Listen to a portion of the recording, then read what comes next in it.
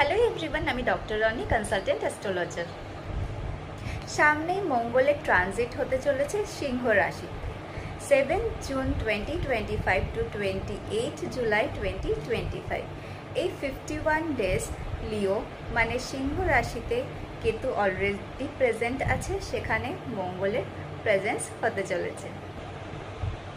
এই মঙ্গল কেতু কনজাংশন বা কম্বিনেশনকে অঙ্গারক যোগও বলা হয়ে থাকে।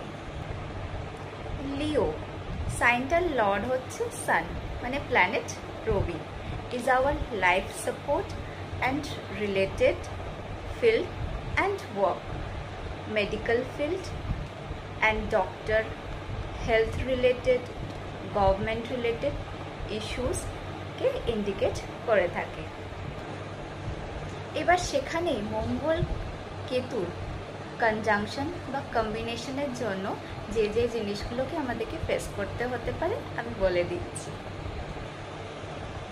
That is increasing medical and health related issues, that is cough, cold, allergic infection, respiratory, breathing disease আর ডিসঅর্ডার, যেটাকে কিছুটা হলেও ইফেক্ট অফ কোভিড বলা যেতে পারে। নেক্সট বলবো, যেহেতু মঙ্গল কেতু কম্বিনেশন, ফায়ার, বার্ন, আগুন লেগে যাওয়া, এই ধরনের সিচুয়েশন বাড়বে। যারা কোনো রকম ইভেন্টের জন্য হল বুকিং করছো তাদেরকে ফার্স্টলি তো বলবো যে হলটার ফায়ার এক্সটিংগুইশিং যে ফেসিলিটি বা সার্ভিস কী ধরনের প্রোভাইড করতে পারবে তারা, এটা একটু ভালো করে চেক আউট করে নিতে। ইফ ওকে দেন এগ্রি করো, আদারওয়াইজ ডোন্ট ডু ইট।